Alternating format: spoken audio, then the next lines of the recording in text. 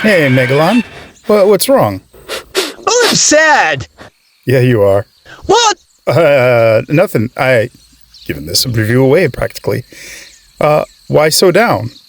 I'm no good to anybody. Look at me. I'm just this pathetic loser. Well, I mean, to your credit, you did get, top billing in your own movie. Yeah, and it's regarded as one of the worst movies ever. True. But I mean, it's got some merit. I enjoyed it when I was a kid. It's always on TV. You got a lot of exposure. I mean, heck, you're in a lot of video games. I mean, you're one of the go-to characters if you're playing a Godzilla fighting game, right? Yeah. So, what's the problem? Why so down? I just don't have prominence like King Ghidorah or Mechagodzilla. Or me. Gigan, you suck too. Okay. And I was gonna be known as Gabara, but this guy took it. Yeah, I did, because I'm obviously the better of the two. Better of the two? At least I have legs and I can move and sit down. What can you do? Well, you're just a dumb mole cricket. At least I look more like a mole cricket than you look like a toad. Oh, I'm gonna go. Yeah, all right. Settle down, everybody. Look, Megalon, let's just talk about this for a minute. You're a good guy. Well, technically you're a bad guy, but you're a good bad guy. You're a fun bad guy. You're a little goofy. Your costume's kind of all over the place. Then what about me as a figure? How do I answer this? Oh, I know. With a review, I guess. I had to do a Godzilla channel.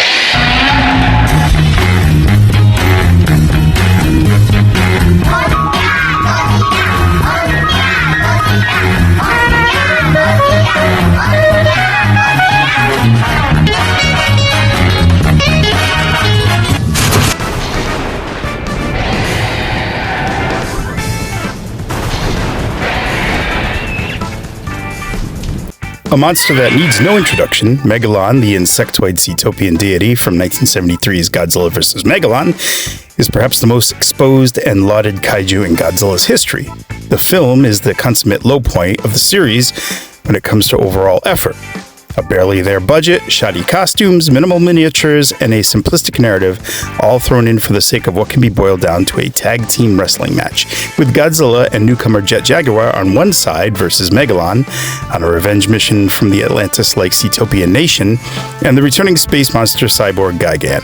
This film would get plenty of exposure here in the States, both with a theatrical run, a high-profile primetime TV event hosted by John Belushi, and a constant replay on creature features and late-night movie slots.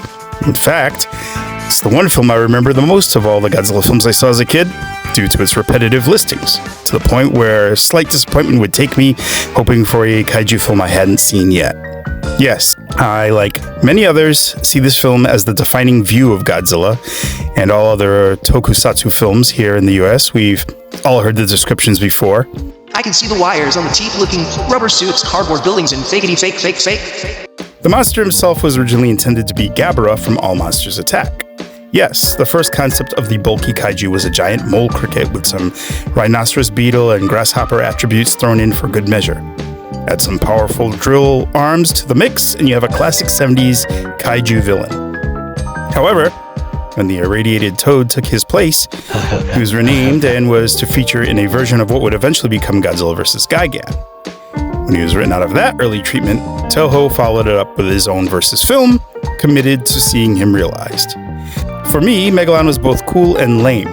Riffing off Gigan, this monster is fully loaded with weapons, shooting napalm bombs from his double mandible mouth, Ghidorah-like lightning from his huge rhinoceros beetle horn, and most prominent is his drill bit arms, which are odd because they act as bludgeoning weapons when he is in melee attacks, but when he puts the two together, they form a spinning drill.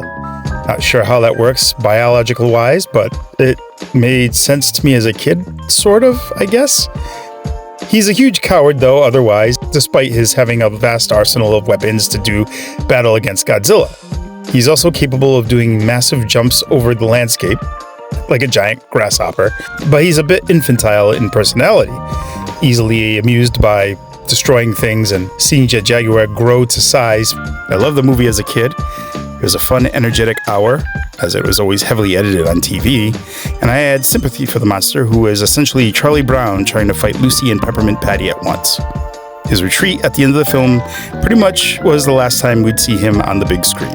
But his overexposure kept him relevant in numerous toys, video games, and home video offerings. Bandai, one of the many toy companies that produced a Megalon 8-inch in the 90s, returned to the character in 2021. And like my overall feeling of the monster, it too is both cool and lame. Let me explain. Megalon was a much-needed character in the Showa lineup due to his prominence in terms of notoriety. He could have easily been a Gabara, where most never heard or forgotten about him. Here, he is a better sculpted version of his 90s sofubi. But at the same time, nothing new is tried here, really, and that is disappointing. Overall, the vinyl base color is a dark greenish black, a choice that I feel is too dark for the character. I always think of Megalon as this dusty olive-colored kaiju, and for me personally, this doesn't really hit. His drill appendages, toes, double mandibles, and head horn are all adorned with a metallic silver color, a motif carried over from his wrestling partner Gigan. The intricate patterns in his mid-torso and beetle-like carapace, or wing covers, are a goldenrod yellow, another misstep in my opinion, as they always seemed a darker orange on screen and on images. His segmented bulbous eyes are a nice metallic gold, and his antennas are painted pale yellow. In the center of his head is a little shiny blue metallic dot. Not sure why this detail was put in there, but Bandai chose to spend the money on it, and it's barely visible in the actual movie costume. Overall, the colors missed the mark for me, and it's really weird to see it get this off on a modern movie monster series figure. Granted, there are a lot of other figures where the colors were questionable, but it just feels worse here, likely due to the lack of effort in other areas combined. As an option, Bandai also released a retro version of this figure, and aside from the metallic sheen it was given, I feel it skews closer to what we get on screen for the most part. Sculpt is a mixed bag as well.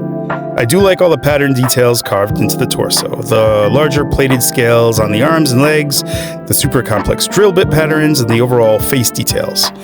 In terms of texture and costume accuracy, this figure does its job. The overall presentation, not so much. Placing your Megalon on your shelf in the way he's not posed is a drag. He looks like an emo kaiju, appearing slouched and downtrodden. There is zero life in this sculpt, and it really irritates me. You can put numerous other brands' attempts at Megalon like YMSF's, and you can see that they went the extra mile to make something a little bit more dynamic. I'm not suggesting they go to the Bandai Playmates Mechagodzilla 1974 route with his arms all stretched out, but maybe a bend at the knees and elbows would have breathed something in this guy. Even in still photos, Megalon seems to be doing just that. He's an awkward design now made worse by his pathetic slouch. So emulating those shots would have helped here. This would have especially been beneficial to his legs, which look stubby standing straight because of his large arms hang low when positioned downward. Essentially, this guy is a smaller version of the 8-inch 90s figure with a bit better in the detail department and some better paint apps. Megalon's saving grace is his 5 points of articulation. The arms can rotate, as can his stumpy legs. And his big bucket head can perform the 360 as well. I wish I could celebrate this more, but even if his arms move outward, they look like he needs a hug more than anything. I would normally do something synergetic and compare this guy with his castmates from Godzilla vs. Megalon, but this time I think I'd like to drive home my point about the lackluster attempt here. So, the gold standard for me when grading these vinyls will always be these two. I know I've jerked off about this before, but these two figures exemplify what happens when you put some passion into your product. And that statement isn't saying it wasn't done for Megalon, but the levels are definitely contrasted here.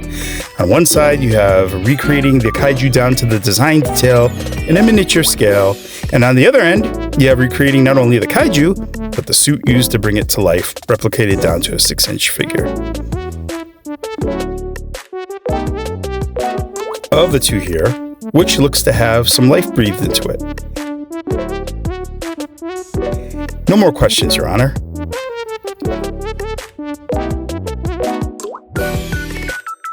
Okay, so I caved. I didn't want to totally bully on this guy like Gabra did, so here are two other figures that fit in that same realm of nailing the monster while leaving it feeling lifeless. These are all good efforts. They really are. I think that my harsh criticism comes from a spoiled place, and I will admit that. We've been given some tomahawk steaks among many ribeyes here in the Movie Monster series, and I want to get that Wagyu every time. Ain't that right, JJ? Wait, that's it? Hit me again!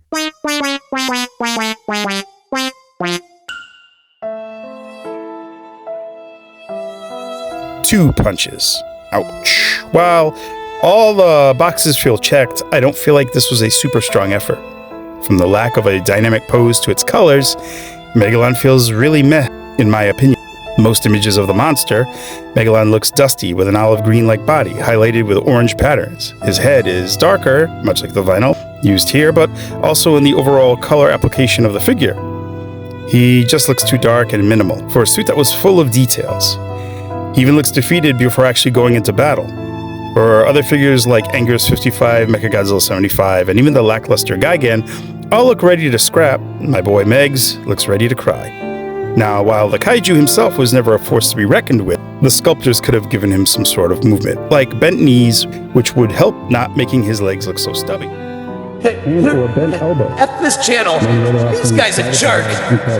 Interpretations, but here Bandai seems to be sticking to with what they did with the OG 93 vinyl. But this figure does have a place on your shelf, as it perfectly sums up the kaiju and his film's overall perception. You'll still like it and look at it, despite the lack of effort. Was I too harsh? Let me know your opinion below in the comments. If you like this video, be sure to hit that thumbs up and share it. I would really appreciate a subscription as well. I'll be back with more. Thanks for watching.